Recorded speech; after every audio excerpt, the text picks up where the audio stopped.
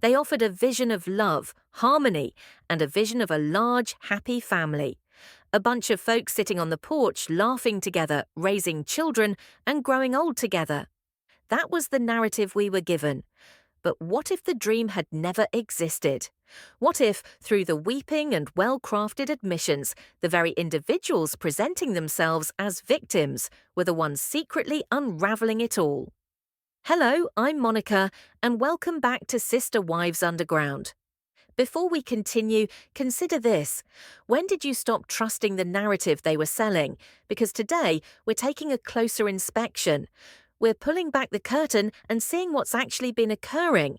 And it's not what Robin or Kody would have us believe. We've all seen the tearful breakdowns, the tantrums, the fury. Robin weeping over lost relationships.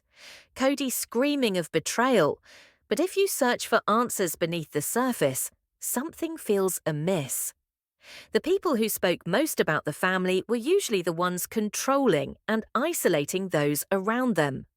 While Christine, Janelle, and Meri were attempting to keep the family together, Kody and Robin were manipulating behind the scenes, banging heads and playing power games, while continuing to pretend that everything was okay in front of the cameras.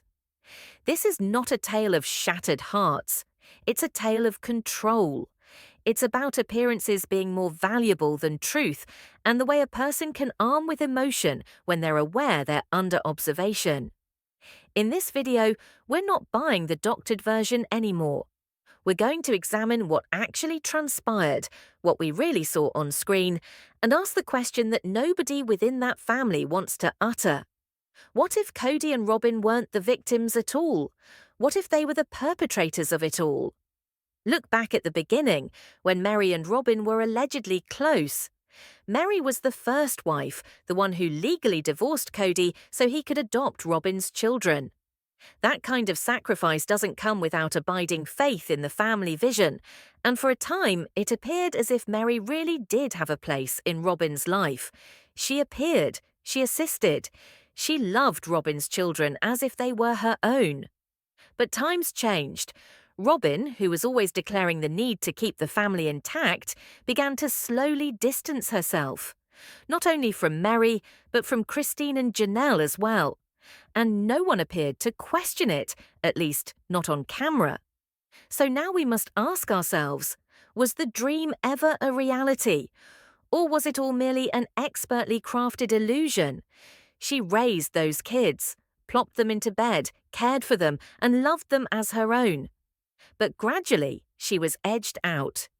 Meri has discussed it, her tone laced with anguish, explaining how she kept reaching out to Robin, merely asking to stay in touch with the children. She wasn't asking for anything, she wasn't creating drama, she just wanted to be a part of their lives. But repeatedly, her calls went unanswered. Her messages were dismissed, no visits, no invitations, just nothing. And yet there was Robin, on camera, weeping as if the distance were a total surprise, claiming she loved Meri, claiming she wanted to be close. But where had that love been when Meri begged just to visit the children she had once had in her arms? And it didn't end there. Robin made the decision to leave Meri outside of her house. While Meri had isolated totally and wasn't seeing anyone, she obeyed every instruction, she did all the right things. And still, Robin said no. Meanwhile, Robin's nanny was coming and going as she pleased. The same nanny went on to get COVID, by the way. But Meri, who was no threat, was kept on the outside. This was never about health. It was about control. Robin controlled who got in and stayed, and who was left outside. Regardless of how much Meri tried to get in, she wound up getting pushed out. And yet, somehow, Robin still managed to place herself as the one being abandoned. Robin has mastered one thing on this show, portraying the vulnerable, misunderstood victim. It's a trend. As soon as someone confronts her, the tears fall, her voice trembles. She grabs her chest and talks about how much she hurts. But when you begin to examine what she does rather than what she says, the story starts to unravel. Behind the perfectly timed tears lies a person who knows precisely how to keep control while looking helpless. A person who has mastered manipulating emotion to save her reputation. We saw that more than ever during the COVID years, when her behavior was directly the opposite of all she professed to believe. She said it was about safety, about keeping her family safe. And yet, when Meri, completely alone and taking all precautions, requested a visit, Robin turned her down. But that nanny, she came and went as she pleased and brought COVID right into their midst. You can't weep about family cohesion while closing the door on the woman who raised your children. You can't espouse safety while you give others a pass that endangers your own kin. And that's only the start. Robin often says she sees all the children as her own, that she wants the kids to be close. But time and again, we've seen the subtle boundaries she draws. Her kids are protected, her kids come first, and the others, they're kept at arm's length.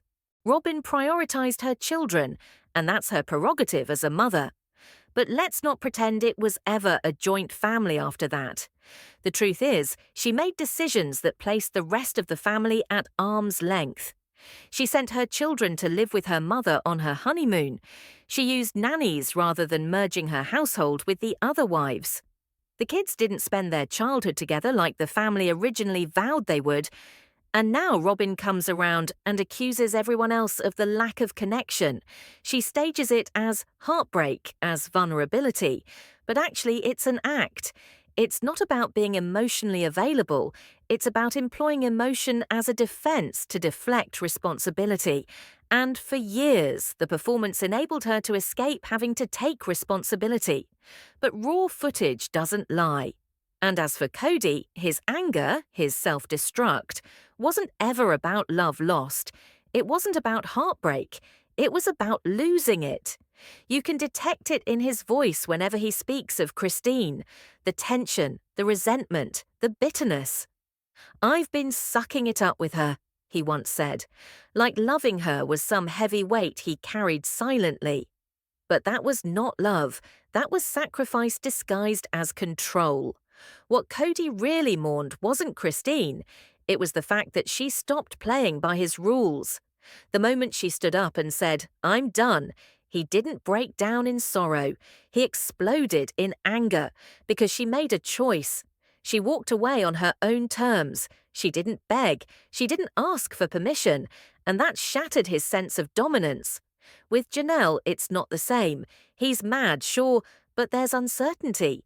He's still grasping, trying to maintain one foot in her realm. He thinks that in his heart he can bring her back around. That perhaps, just perhaps, he still has power over her choices. With Meri, it is something different altogether. The disdain is no longer even covert. He kept her dangling for years, giving her little pieces of hope, just enough to keep her grasping. But on an emotional level, he had left long ago. And when she found the courage to leave, his response was expected: blame, denial, and more avoidance. Because the truth is, Kody only remains close to women who remain silent, the ones who don't fight back. The ones who remain loyal, remain dependent, or remain in compliance. The moment a wife establishes a boundary, asserts her independence, or has the courage to utter no more, he lashes out. Not because they no longer loved him, but because they no longer yielded to his control. His identity, his authority, was founded in leadership of a plural family. And when that foundation started to dissolve, so did his hold on the position he'd established for himself. All that emotion we're seeing now, on screen, in confessional, it's not heartbreak. It's ego unraveling. The initial vision of sister wives, women standing together, raising kids alongside one another, creating something together. It was lovely. It was admirable. But the closer you get to it, particularly on these more recent seasons, sooner or later, you begin to realize the reality. For others, that lovely dream of sisterhood and togetherness was merely a highly glossed-over PR myth. And nobody promoted that fairy tale more than Robin, while living it the least. Remember how frequently she mentioned porches and holidays and growing old together with the grandkids they would have? She persisted in repeating that dream as a mantra, the vision of sister wives laughing together, side by side, as their families became entwined. But what we witnessed was quite another thing. Season after season, the porch remained vacant.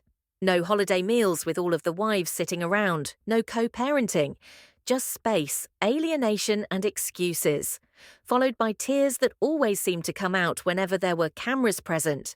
In the meantime, it was Christine and Janelle, those two who hadn't exactly gotten along, together who really lived a plural marriage lifestyle. They raised each other's children, they did each other's household chores, helped each other with life. They constructed houses side by side. They supported each other when times were difficult. Janelle worked outside the home and relied on Christine to raise her kids. Christine rose to the occasion and loved those children as her own. That's what sisterhood truly is. It's not easy, it's not glamorous, it's tiring and messy and full of compromise, but it's real, and Robin never entered into that reality. Instead, she maintained her world in isolation. Her children remained close, her boundaries intact. Others were not invited in. When the family relocated to Flagstaff, that space did not decrease, it expanded, and the emotional walls, they were always standing. She spoke of unity but shut down any attempt at actual bonding. The reality is, the vision of sister wives never died because plural marriage doesn't function. It ended up dying because not everyone was present for it in good faith. Robin desired the facade of family, the benefits, the look, the security of being the legal wife, but without the exposed, disorganized, shared life that comes from actually living as sister wives. And that, above all, is what broke the foundation of the Brown family. And maybe the most telling moments in recent weeks didn't come from Kody, not even from Robin. They came from the kids. They are the children who grew up seeing the cracks expand, the bonds dissolve, and the adults plaster on smiles over the hurt. And now those kids are speaking out. They're not caught in the spiderweb of alibis and half-truths. They saw it, they lived it, and they remember. Consider Aspen, for instance. Always level-headed, always collected, never someone to rock the boat. But when it counted, when there was something that had to be said, she didn't hold back. There was one particularly tight family discussion where emotions were running high and distractions filled the air. Aspen cut through all of it. She remained solid. She recognized Isabel's emotions regarding Christine's relationship in the future, but she did not discount anyone. She did not manipulate. She was truthful. She didn't make it dramatic. She didn't make it about blame. That's what emotional intelligence looks like. Speaking with clarity, rooted in love, not control. And then there was Isabel. Her words hit like a lightning bolt. "I'm not talking about you, I'm talking about Mom." That wasn't just a sentence. That was a moment of pure truth. With that single sentence, she prevented Michael T. from hijacking the exchange and steering the spotlight back in her direction. No spite, no shade, just cool, calm honesty. It was a reminder, this ain't your moment. Because that's what Michael T. and Tony for sure have done repeatedly. They insert themselves into every family moment as if it's their show. Tony in particular appears to conduct emotional discussions in the manner of stand-up routines. He makes jokes during critical moments, trivializes deeply intimate subjects, and attempts to control the atmosphere in the room with smug remarks and misplaced humor. It's not humorous, it's not quirky, it's uncomfortable. One of the most cringe-worthy moments, when Honey mentioned David's deceased wife in front of Christine's kids, that wasn't bold, that wasn't smart, that was heartless. It turned mourning into a joke, and as it did so, it drove genuine emotion, the kind that needed room to breathe out of the room. But the little ones, they aren't deceived.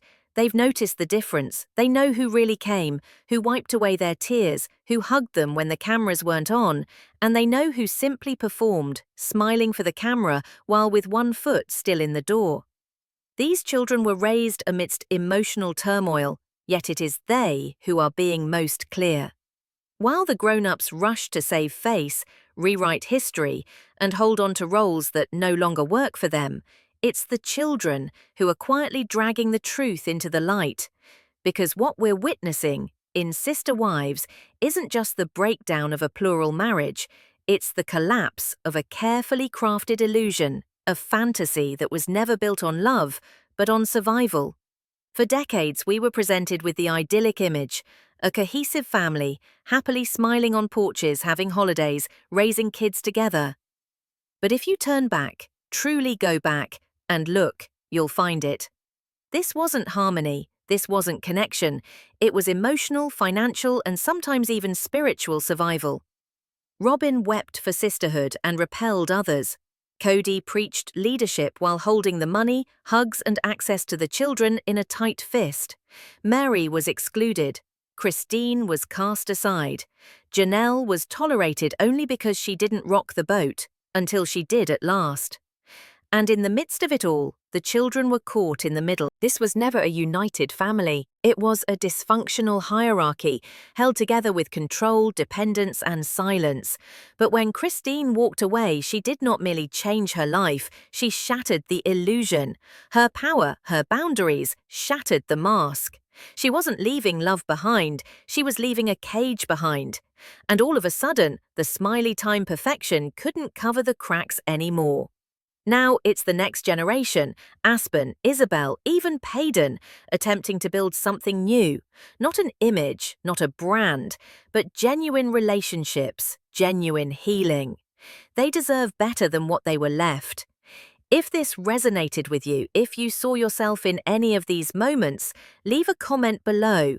I want to know what you saw, what you felt, what truths you unearthed while watching this story unfold. And don't forget, like, share, and subscribe to Sister Wives Underground for more real talk and raw truth. I'm Monica, and I'm so glad you were with me today. Stay safe, stay strong, and stay awake to the truth.